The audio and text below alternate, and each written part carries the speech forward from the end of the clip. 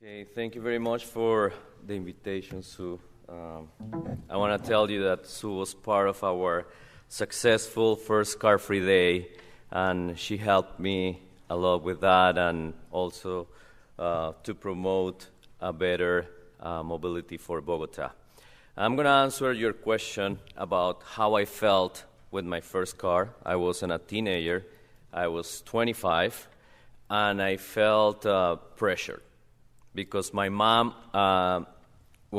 she thought I was a loser because I didn't have a car by the age of 25.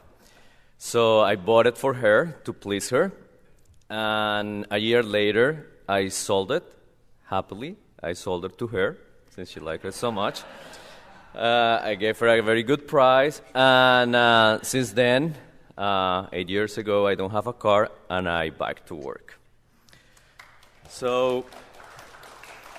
And I bike with my tie and my suit, which makes me feel like I'm an advertisement for biking, and other people see me and they say, like, well, it's possible to bike wearing a suit. Try not to sweat. Okay, so I'm going to speak about three things. Basically, public pedestrian spaces, non-motorized transport, mass transportation systems, and I'm going to do it very quickly. Since I'm from Bogota, I'm going to give many examples of what we did when we were in office. I'm going to start with this. This is an elevated highway that was proposed by the Japanese Cooperation Agency in a study they did in Bogota for the year 1998. And we decided not to do it, fortunately. And we decided to invest that money in something else. But this is the trend. This is what is happening all over the world. The picture on the left is in Caracas, Venezuela.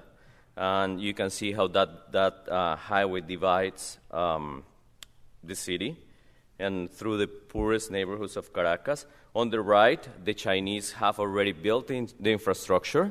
They don't have the cars yet, but they know they will need the elevated highway, so they already have it, and bicycles are using it right now.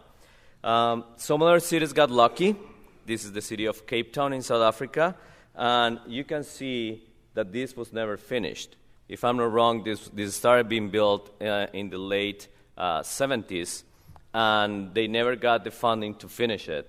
And this is good because, in a way, an elevated highway will increase traffic jams, and as it was mentioned before, it will stimulate people even farther. So that's what I call that they got lucky. They haven't knocked it down because it is used for films right now. So that's a good use for that. And this is Seoul. This is a highway that was built. This is the highway in use. And the mayor at the time, the mayor of Seoul and current president of Korea, decided to knock it down, and this is what they have now, a beautiful pedestrian space. And what happened with traffic? Nothing. And this is something wonderful. And this is one part of my city. This is in Bogota, in a favela, in Shantytown. And the interesting thing about this picture is that this is the flattest part of the mountain. This is in a hill. And this is the flattest part, and they saved this as the meeting place for them.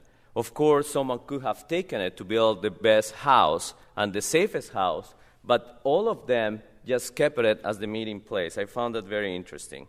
And this is, unfortunately, our reality in the highways that we have. And this is not only in Colombia. This is in many of the cities in the world where there are no sidewalks and where we have people walking to school, their children walking in highways. And this is how they get killed almost every day. And this is in Bogota. This is spaces for cars, nothing for children, nothing for the pedestrians to walk. And this is like the obvious thing to do, right? A crossing with with all the specifications just right to make it work. So if this is so simple to do, why do we have things like this? This is in India. And my question when I saw this for the first time was like, are we training for the Olympics? What is the purpose of this? What are we really trying to do with this thing? And this is not only in India. This is in Buenos Aires, in Argentina, the same thing. And look how well painted this is. And what are they going to do when they go to the other end? And this is in Santiago de Chile, where we built these fences that they are the only thing that they do is to promote things that are going to make people to walk on the road and safer situations. This is in Brasilia. Look the size of the sidewalk. Nothing more unpleasant. And this is also in Brasilia, and we are going to follow these people cross the street. And look how dangerous this is. People just try to cross and get to the other side, and they get to this bridge, under the bridge, which also is very unsafe. And now we have this situation in Sao Paulo, as well in Brazil. This woman with this child trying to cross the street, then she decides to carry him and then run and try to avoid to get hit by a car. But what about if she trips? Can you imagine what could happen there? And this is again in Mexico City, where not only they have the fences, but also they have these places where they sell newspapers that are also become a danger for citizens. And this is my favorite all of the sequence. This is also in Mexico. This is from Chapultepec Park, and basically what we are going to do is something that is very obvious, which is a walk from the park to the subway station, and then we start with a very nice sidewalk. Then we have our first challenge to cross that intersection, but we make it. And then we keep walking and notice how the sidewalk becomes smaller and smaller, and even that not two people can fit in there. And look, so the child has to walk on the road because there is no space for him. And he recuperates the sidewalk, and then he crosses and he finds the fence again. So he has to go back on the road to be able to get to the subway station. This is also very interesting. This is, let me see if this works.